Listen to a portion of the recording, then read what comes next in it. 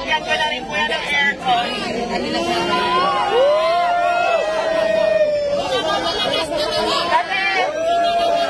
Kasi nabalitaan ko na nagpapahinga lang daw siya dito sa sasakyan. Kaya ayan. Rosmar ng Malakas! Ayan, freedom ako na pag ginagawa ko kay Oscar.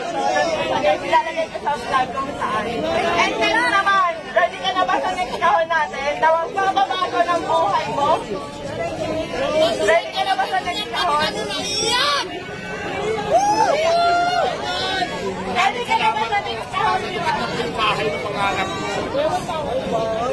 Ready ka na ba sa next kahon natin? Ayan, pakitaas nga lang, Tyra. So, ayan. Ito na yung next natin na kahon. Ayan. Ito na yung next natin, guys.